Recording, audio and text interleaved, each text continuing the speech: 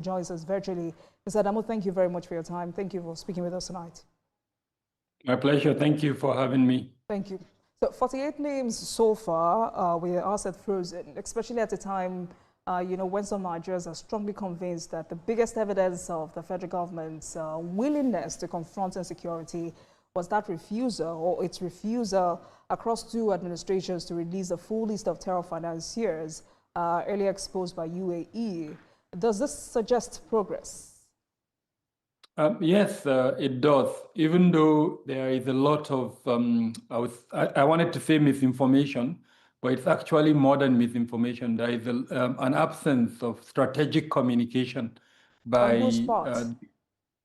By the part of the government. And the reason I say this is this process that involves the current names is not a new process. Since 2022, when the Terrorism Prevention and Prohibition Act was amended into the existing act that we have right now, a committee called the Sanctions Committee has been maintained. It was part of that amendment, and that committee that is chaired by the Attorney General of the Federation, as a result of the provisions of that law, is required or mandated to maintain that sanctions list. Now, the sanctions list consists of names that have been adjudged based on the conclusion of the procedures of that committee as having financed terrorism in Nigeria, but also other terrorism financiers submitted to it by the AU, by the UN, are also maintained. So even before this 40, we had about 128 names that were on that sanctions list. So the fact that this was not properly communicated and there was really no awareness and publicity, I think is what led us to where we are. Unfortunately, over time, there has been a lot of misinformation and sometimes even disinformation regarding the concept of terror financing, but it's a well-documented process in our law. Like I said, it's part of the Terrorism Prevention and Prohibition Act. And perhaps in the course of our conversation, we can explore aspects of that law and what it means, for us in terms of implementation of the law. So what exactly is wrong with Nigeria's concept of terrorism financier or financing in Nigeria? And I'm also asking because, this conversation about this being a pattern of incomplete follow-through has begun. For some Nigerians, this is one step in a longer process. But if I'm to have your overall assessment, what impact could this have on our fight against terrorism?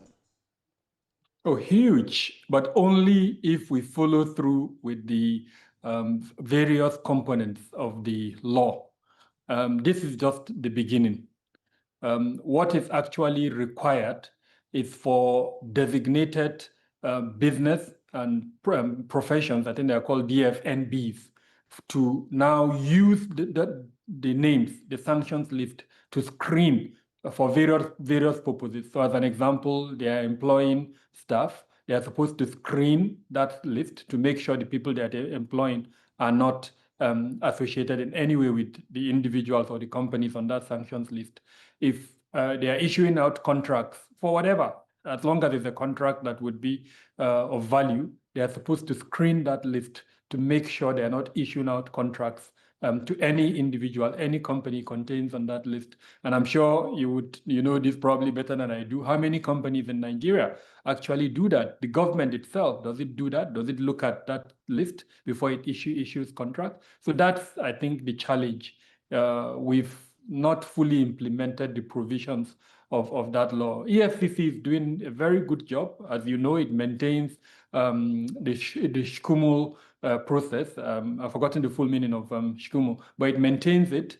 And then before you even open a bank account, you are required to provide a letter that says, for instance, you are registered with EFCC. And then, of course, you are required to submit periodically letters to EFCC to show what money is coming to your account. So that's an aspect of it, but it's much more bigger than that. Perhaps we should even start with the conversation by asking, how is terror financed? This particular component that has been put forward, the sanctions list, is just one aspect of the financing of terrorism. As you know, terrorists also finance themselves through criminal activities, including kidnap for ransom.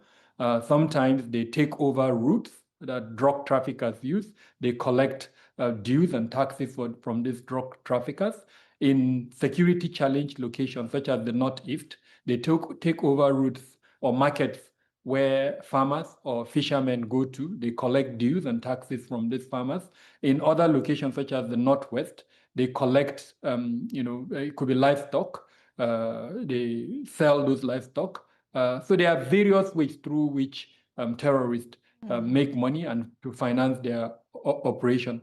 We should also consider the role of the shadow economy, the informal economy that is largely cash driven. And as of today, I think about 60% of the Nigerian economy is is in that sector. So terrorists also take advantage of that. The fact that the formal banking system does not even have a control of the movement of money within that informal economy. So money laundering and other components of that is. So we need to look at terror financing from that broad view. This aspect, the sanctions list, is just one component of the very vast aspect of terror financing. And also, are laws adequate enough, or is this just like every other sector where implementation is such a challenge? Well, I've just explained how even the existing law, that's just one, the Terrorism Prevention and Prohibition Act with the requirements under the sanctions committee, sanctions list. I've just explained how it's not fully implemented, and I'm sure I doubt if we will get up to 10% of companies in Nigeria, in fact, maybe even less than 10% that comply with the provisions of that law. In other words, that screen individuals, either when they are employing or when they are giving out contracts, to make sure that the individuals they're giving out contracts to are not in any way associated with that sanctions list or have not been named in any aspect of our laws as financing terrorism. So clearly, the implementation of even the existing law is extremely weak. But then, just like I've explained, there are several aspects of terror financing that we don't even have laws on. As an example, the shadow economy that at the moment, frankly, nobody regulates that shadow economy.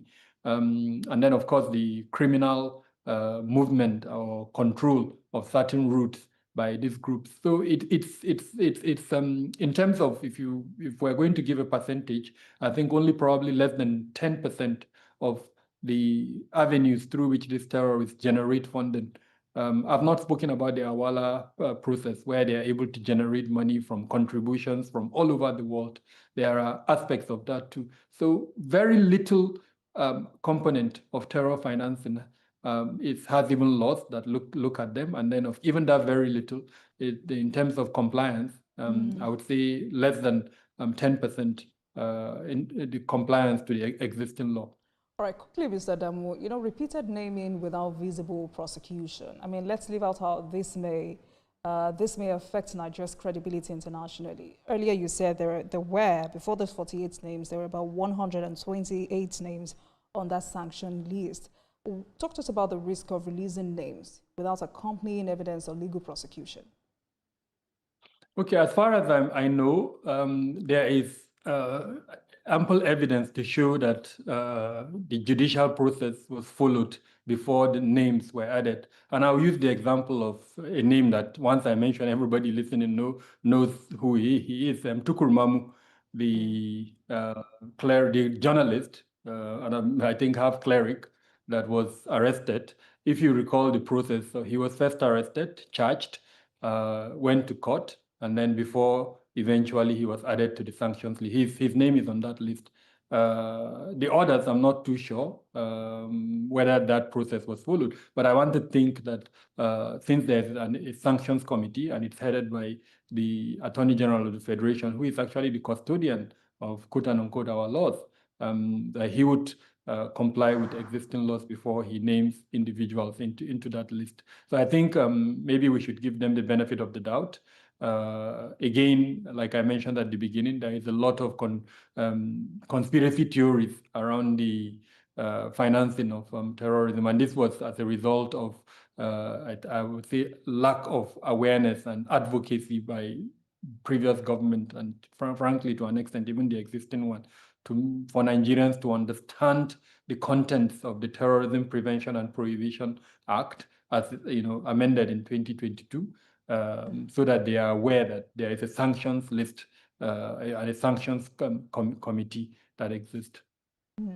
And two things here, that was part of the reasons why I asked the earlier question. When I hear people say, oh, the Nigerian government is not helpless, it's just simply compromised. And that's why terrorists and bandits have become emboldened enough to threaten the very soul of our country. And second, this is not the first time or names of alleged terror financiers have surfaced. We remember that in 2022, the UAE not only identified, which you had laid credence to earlier, but also prosecuted and convicted some of these individuals linked to terror finance, including Nigerians. And the question you ask yourself is, why has it been easier to see concrete outcomes abroad than within Nigeria? What did the UAE do differently in terms of investigation and prosecution? Well, if we pick the number of individuals, we have to also look at every case on its merit. I'm not privy, and I'm sure you two are not privy of what kind of information that UAE shared with Nigeria. Was the information comprehensive enough to allow, for instance, to arrest and prosecution, or what happened? So unless we know that the full details, we will not be able to reach, an adequate conclusion. Okay. Yeah, but I think it's also important for me to mention, just like most institutions in Nigeria, the judicial sector too has its own challenges, and that's why at the moment it's going through a reform.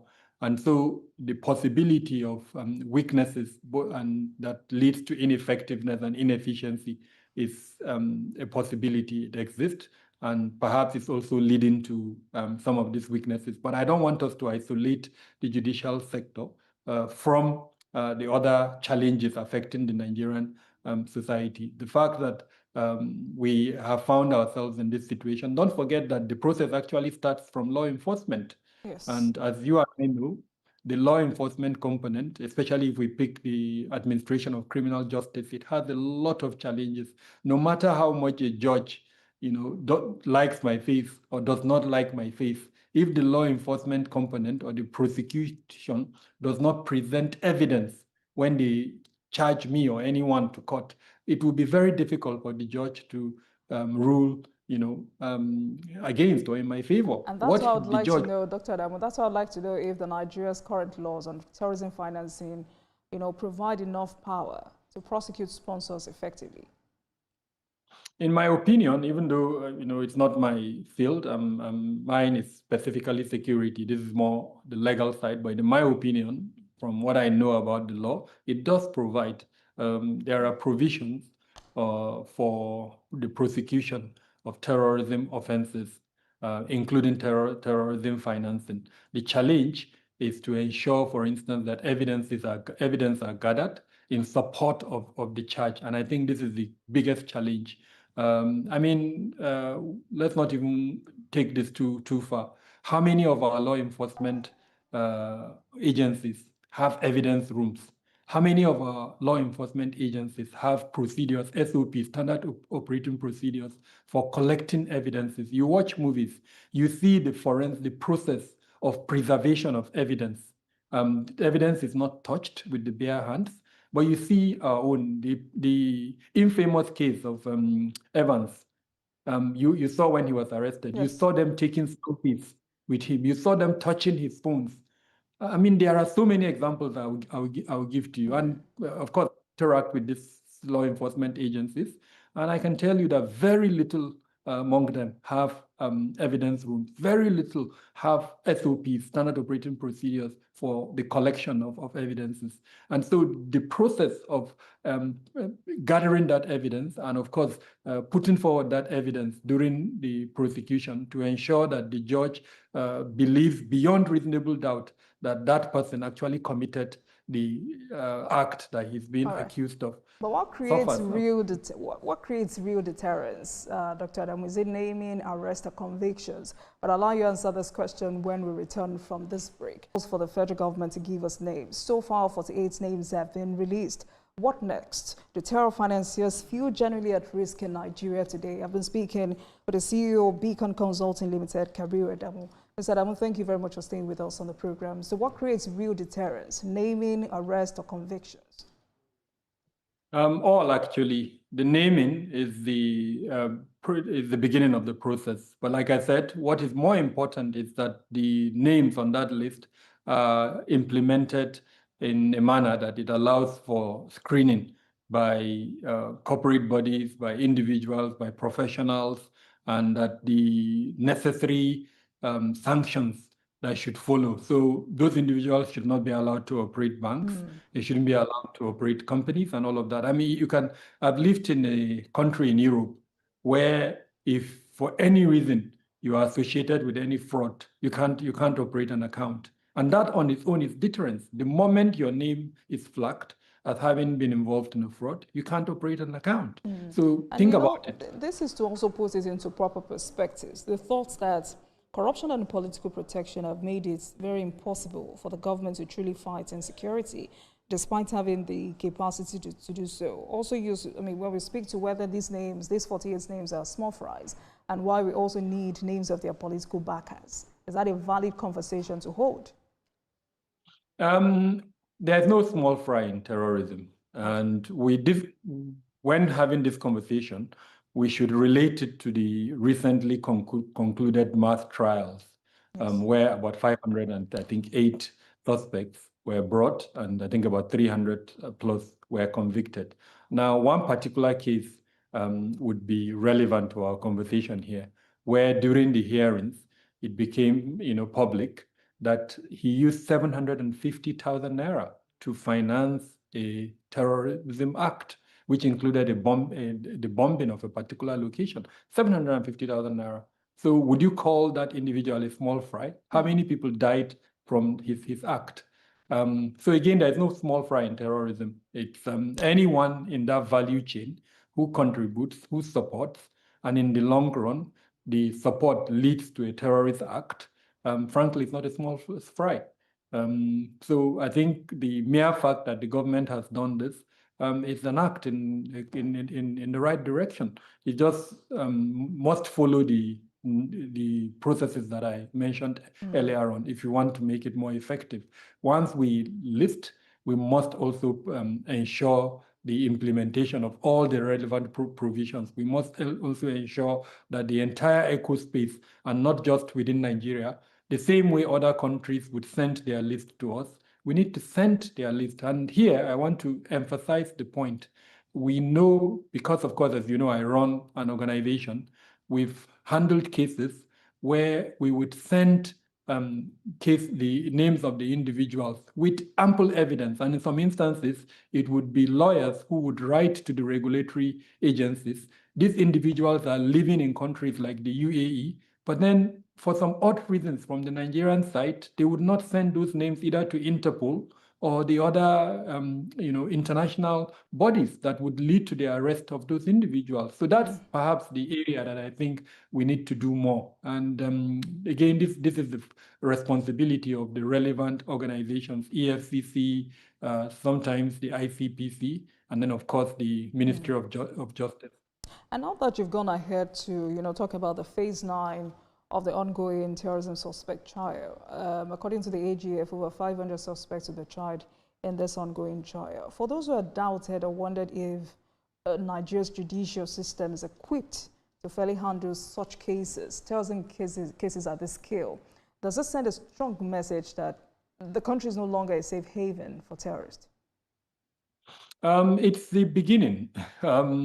As far as I know, the number of persons who were arrested were about 15,000. 15,000? Of course, yes, 15,000 as far as I know. Those 15,000 were put through a process of determination, as it were.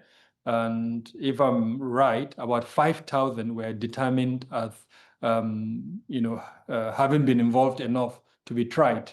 The other 10,000 were divided into those that would be rehabilitated. And then I think the other 5,000 or thereabout were released actually. So of those 5,000, it is only now, I think if you add the initial 700 that the government had prosecuted before this last mass trial, and then you add the 300 plus that were prosecuted in this last mass trial, it means out of the 5,000, the government has been able to prosecute about 1,000 plus 1,100 thereabout. So that means about 3,900 or thereabout are still awaiting trial. So it's just the beginning of the process, but we must commend the Minister of Justice for moving forward with the process. It's a very complicated process.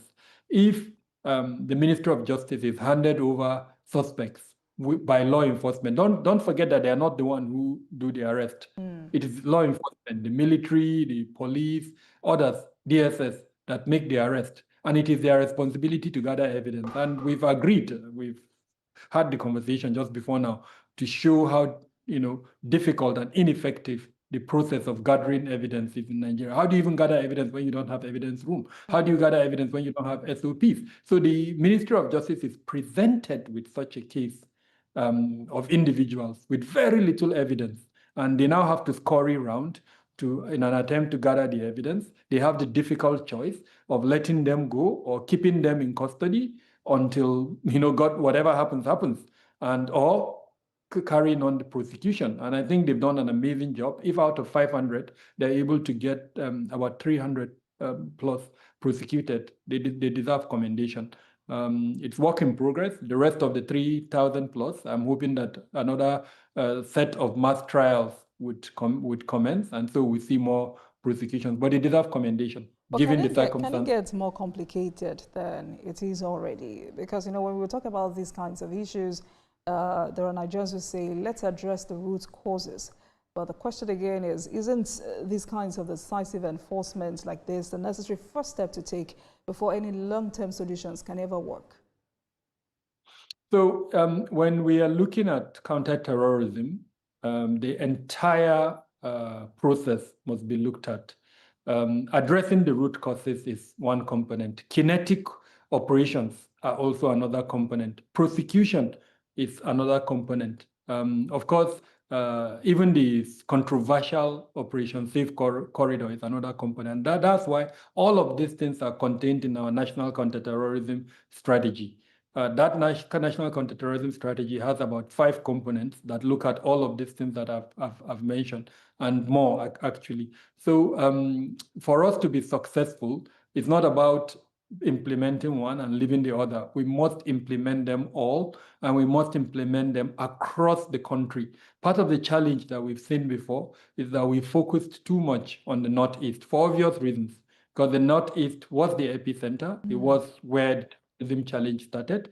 But then while we were focusing on the Northeast, unfortunately, we were blindsided by what was happening in the Northwest. And before you know it, a group that has now become even as dangerous or more dangerous than the one that is in the Northeast emerged. And frankly, we did not carry out the responsibilities as contained in the National Counterterrorism Strategy. So I think lessons learned, given the issues happening in the Sahel and the fact that we've got a huge borderline, over 1,600, with just one country across about 7 states in the north, means that we should re-energize and implement more fully and effectively the provisions of our national counterterrorism strategy. The second point, which is also very important, is that the subnationals have to be involved. In fact, they have to own the process, not just involved. Because remember, the root causes that sounds like a tall order.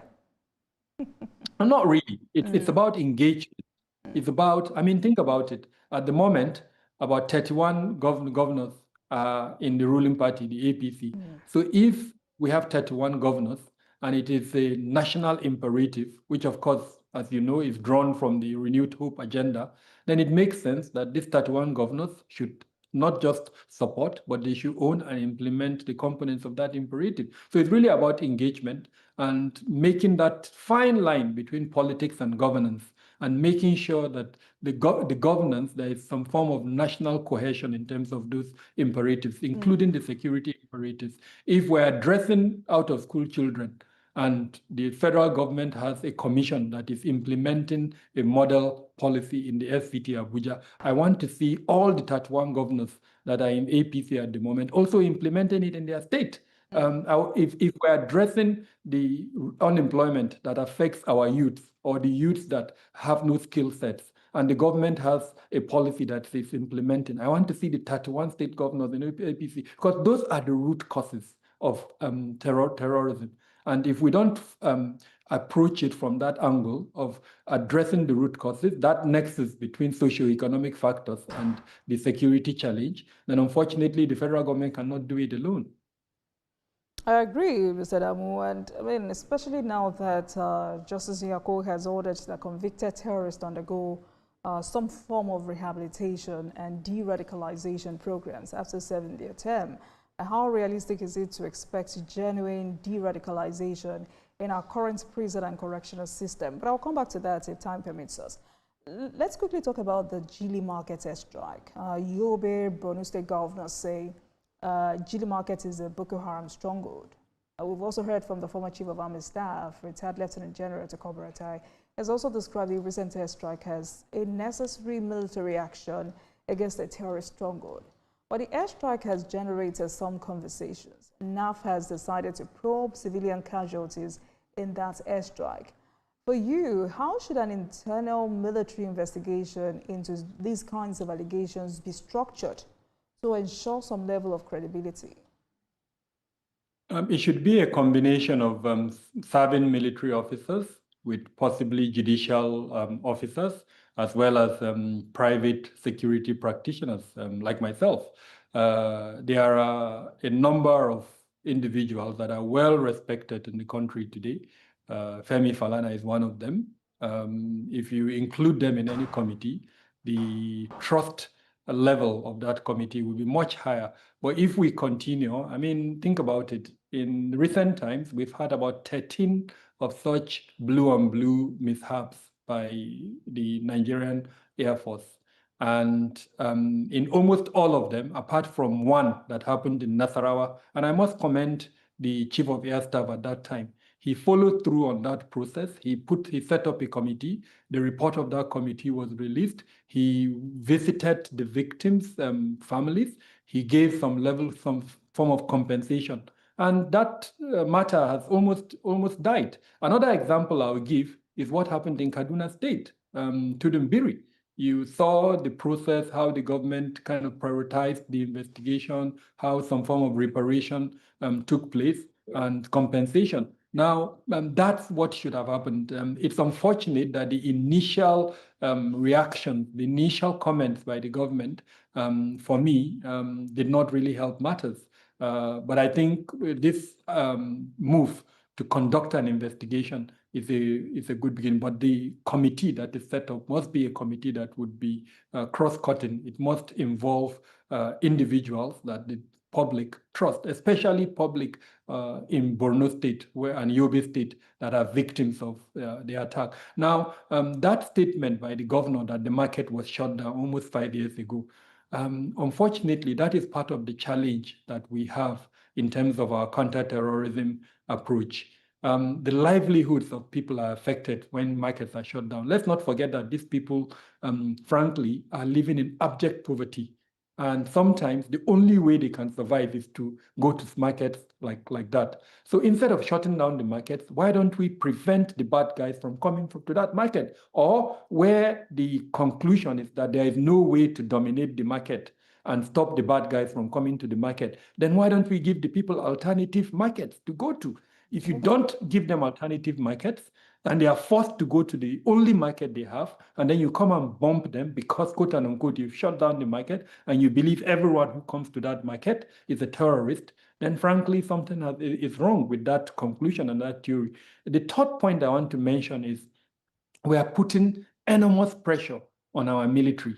This counter-terrorism approach strategy is not meant for the military alone.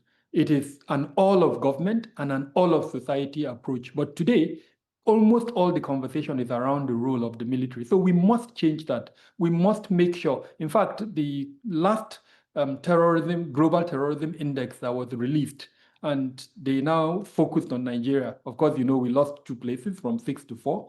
The comments was really about our inability to implement this all of government and all of society approach. And because we've not been able to implement this all of government and all of society approach, what we have done is we've allowed the terrorist groups to have influence within the locations where they are operational. So this is what we need to change as quickly as possible. When markets are shut down, let's give the residents an alternative market. Because for God's sake, they are so poor. Some of them only they live on a day-to-day basis, whatever it is they're going to. Mr. Ademu. Yeah. But please, for the purpose of clarity, how much of what emerges after incidents such as this, the GD airstrike, could be influenced by misinformation or propaganda? I wouldn't use the word misinformation or propaganda. As a professional, we use the term intelligence. So there may have been faulty intelligence. And, we can, I know after the Tudumbiri incident, a reform agenda on the protection of civilians was introduced by the Nigerian Air Force. Now, what I don't know is how far that reform process, that protection of civilian process has gone. Now, if it's not been implemented fully, we need to make sure, because the essence, the ethos of every security function is to protect the law-abiding citizen. Where that process leads to the killing of any one single law-abiding citizen, then we failed in our responsibility. But the point I'm trying to make is that intelligence has different layers. So as an example, if you have coordinates that says a particular terror group is in a particular location, you should be able to have human intelligence or other intelligence that would verify from the time you got.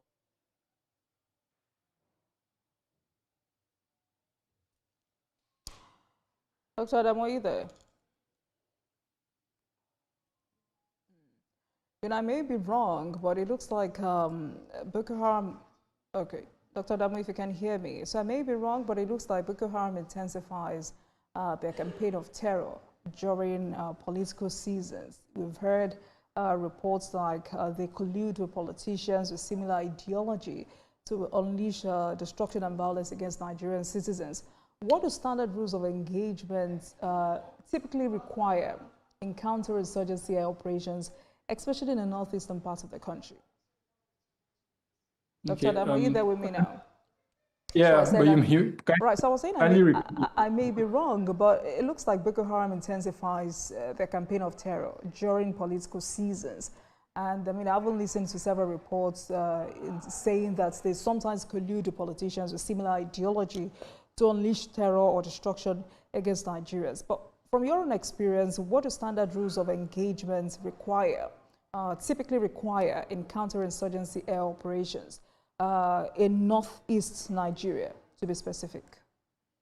First off, is a veritable target. And what is a veritable target? A veritable target is anyone who is deemed to be belonging to a membership or supporting any of the terrorist groups. And we have about 3 of them. If you have enough evidence to suggest and confirm that that individual is a member of that group, it's a veritable target. The next question is now, what do you use to take out the target? For instance, if it's the number of targets that requires air assets, such as a jet bomber or a drone, then of course you deploy it. But then even when you deploy it, you must comply with the existing operational orders that you have. Who authorizes the bombing? Who determines the target? Who determines, for instance, the final signal that says, okay, carry out that bombing incident? On what basis? Is intelligence available? Is intelligence actionable? Does the intelligence also suggest, for instance, the possibility of civilian targets?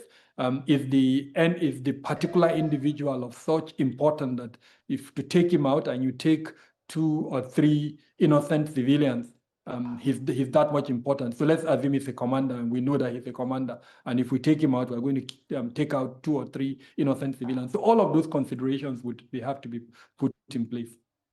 I know just before these latest attacks, we heard from the defense minister who had ordered troops to shoot on sight. Many terrorists without waiting for further orders. If you're speaking from your experience, from your own perspective, is this approach likely to improve security? So, like I did say earlier on, in a very generic way, that the military is under pressure, and it's not a good thing. Yes, we should remind them of their responsibility, but we should not put them under undue pressure as to a point where they would act, and I say this with all sense of responsibility, recklessly.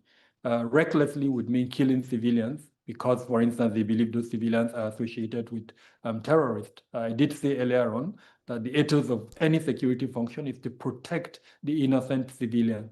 And so when the Minister of Defense gave that order, and just before he gave that order, a few days or weeks before he actually gave that order, the CDS, the Chief of Defense Staff, had in Borno State alleged that there were certain members of the community that were supporting terrorists. And of course, even the governor recently repeated that. So all of these are indicators that perhaps led to what happened in Gili. And I think it's quite unfortunate.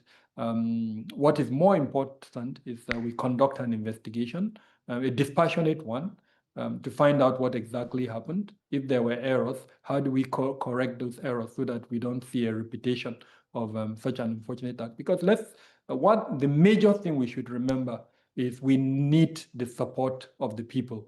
Acts like this would never give us the support of the people. But for us to get their support, they must see us function to protect them, functioning to allow their livelihoods to continue, functioning to take out the very people who are killing them.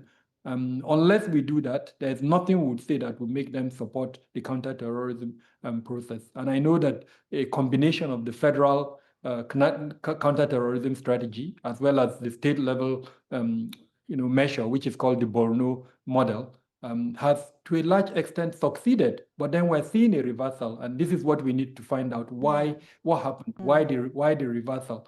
Is it saboteurs or politics, as an example, or the one that worries me, and I know we're not speaking enough about it, is the geopolitical or foreign influence. There is a lot of chatter at the moment suggesting that there is that foreign influence, and I'm hoping that our intelligence community is picking up on that chatter the same way that we in the private sector are picking up on those chatter and investigating it and making sure that they block that influence, especially since the influence is coming through our porous borders, as it were. And on the other hand, Dr. Adamu, the National Assembly is debating the creation of state police, but I'm worried, or rather, I'm forced to ask if this reform could have prevented some of these attacks we've seen in Borno, Plateau, and Kaduna states. So the approach to security should be comprehensive, should be diverse. Policing is just one component of a good national security system or apparatus, as the case may be. Even where policing is effective, if the other components are not effective, then you will not see an improved national security. Of course, the major function of policing is internal security, and a significant number of the security challenge that we have is actually internal security challenges. But terrorism is a whole different activity that requires a little bit more than policing. Of course, we have several other challenges too that require a little bit more than policing. So we need to be realistic. The elixir that we need to address our security challenges would require more than policing. It's really about governance.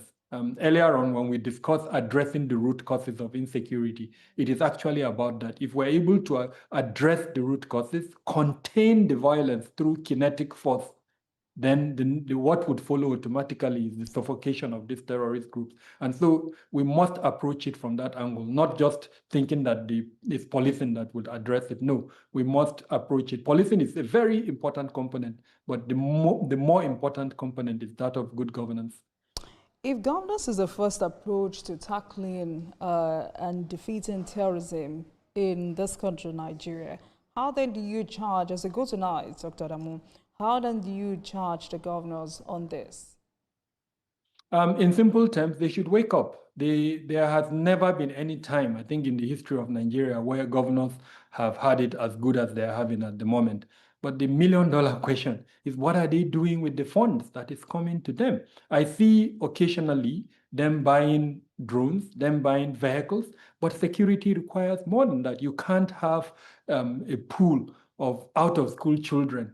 You can't have a pool of youths who are out of job, who have no skill sets and think you will have improvement in security. You can't have criminals controlling mining sites and making money out of that. You can't have criminals accessing weapons from across your borders and you think you would have peace in your state. No, they must approach security from the concept of public security with all the components of it. So when they are investing in security, it must have all the various components. And like I always say, they should take a trip to Lagos and see what the Lagos state government has attempted to do and try to replicate it in their state. Of course, the federal government also has a responsibility, but I believe that addressing the root causes is actually the responsibility of the state governors. Put children in school, address this lack of skill sets from the youth, take care of the drug addiction among youth, among women, strengthen the custodial systems. That today, I don't think any governor has built any custodial system. In fact, that the process has been decentralized. So those are the components that I am hoping to see our governors address. And like I said, they've received so much funds that they should be able to show us what they are able to do. And in closing, you know, the million-dollar question is, where is all the security budget that that we've been announcing, both at the federal level and at the state level? All right, that's a billion-dollar question. I hope they get to answer these questions soonest. Thank you for speaking with me tonight, Dr. Kabir Adamu, CEO Beacon Consulting Limited. Thank you so much for your time, and thank you for always. Thank you. Thank you. My pleasure. Thank you for having me. Thank you. Thanks for watching, everyone. Marks the